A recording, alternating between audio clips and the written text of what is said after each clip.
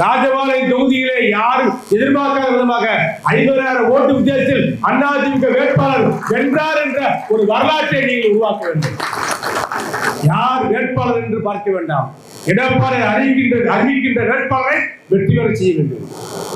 KPR Balaji தான் இங்கே போட்டியிடுகிறார், எடப்பாடியார் தான் இங்கே போட்டியிடுகிறார் என்று எண்ணி நீங்கள் உழையுங்கள், பாடுபடுங்கள். உங்கள் உழைப்பு ஒவ்வொன்றுக்கும் ஒரு மரியாதை நிச்சயமாக உங்களுக்கு உண்டு. உங்கள் உழைக்கின்ற மக்களை, கட்சி நிர்வாகிகளை நாங்கள் பார்த்து கொண்டே இருக்கின்றோம். உங்களுக்கான உரிய அந்தஸ்தை உரிய நேரத்தில் நாங்கள் வழங்குவோம் என்ற உறுதியை சொல்லி 2026 தேர்தல் எங்கேயோ தொலைவோடு நினைச்சாங்க. டிசம்பர் அடுத்த மாசம், ஜனவரி பிப்ரவரியில் தேர்தல் அறிவிச்சுறாங்க. 2-3 மாசம் தான். அதுக்கு முன்னாடி ஆட்சி மாற்றம், ஏப்ரல்ல தேர்தல், ஏப்ரல் லாஸ்ட்ல ஓட்டு எண்ணிக்கை, மே 5 பதவியேற்பு, எடப்பாடியார் முதலமைச்சராக பொறுப்பேற்பார். நாங்கள் எல்லாம் அவருக்கு அருகிலே இருப்போம், அவருக்கு பக்கத்திலே பலமானவர்களாக இருப்போம். எடப்பாடியுடைய கரங்களிலே நாங்கள் எல்லாம் இருப்போம்.